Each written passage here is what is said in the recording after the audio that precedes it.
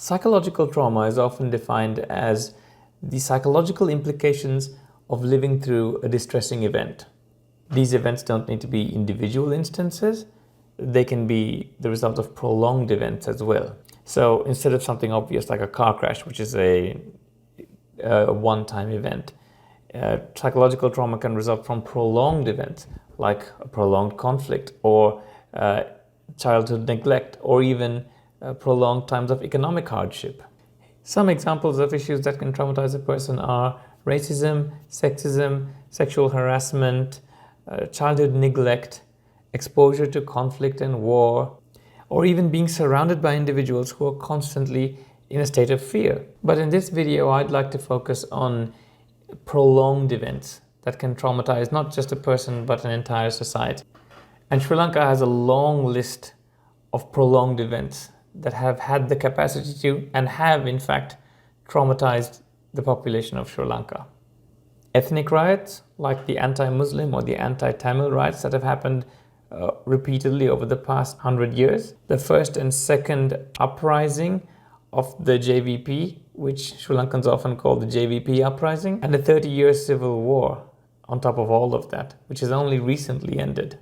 And then there's the continuing oppression of minorities and LGBT communities is an example of a continuously traumatizing event. So how do these events cause psychological trauma?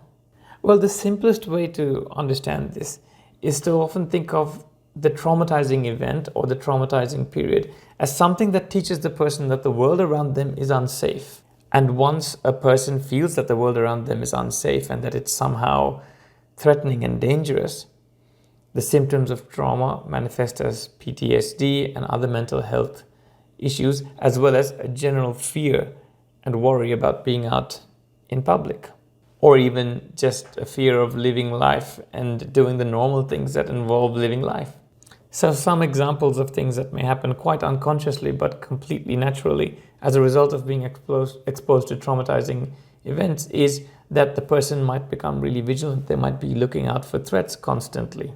The person may also find that they are very easily triggered to remembering difficult events from the traumatizing period. For example, someone who survived the riots of 1983, often called the Colour Jury riots or the Black July riots, may find that being exposed to nationalistic rhetoric or political speeches might make them feel really worried and begin to manifest as physical symptoms of panic, where they start breathing heavily or have their heart pumping really quickly.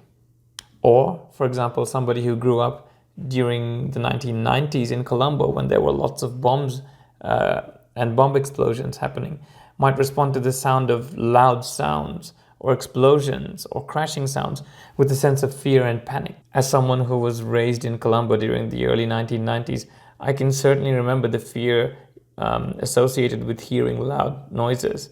And I recognize in myself often that when I hear loud explosions, such as during New Year's fireworks, that I react with a sense of fear. Some people may also have nightmares and difficulties falling asleep as a result of their experiences. For example, someone who lost their family during the uprisings of 1971 and 1989 may have a fear of falling asleep because perhaps they were traumatized at night or they lost their family member during nighttime. The state of wanting to fall asleep requires being relaxed, but the fear that they've developed about going to bed at night may prevent them from falling asleep. Another way in which trauma can affect people is that it can make them feel very guarded and skeptical or fearful of interpersonal interactions. It can cause a person to isolate themselves. An example of this could be somebody who is of an LGBTIQ plus background being subjected to police brutality or mocking and harassment in public, which then makes them want to withdraw from society and not necessarily want to connect with the people around them.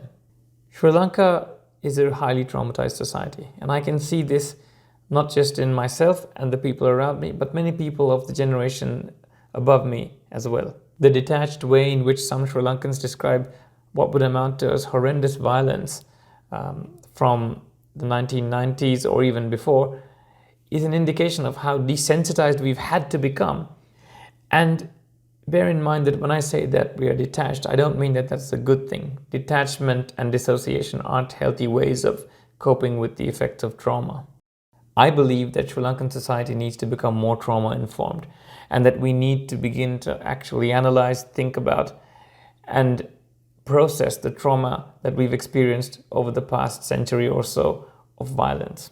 These are just my ideas. I'd love to hear what you think. If you have any ideas about Sri Lanka and its history of trauma, feel free to comment below, and don't forget to like and subscribe. Thank you for watching.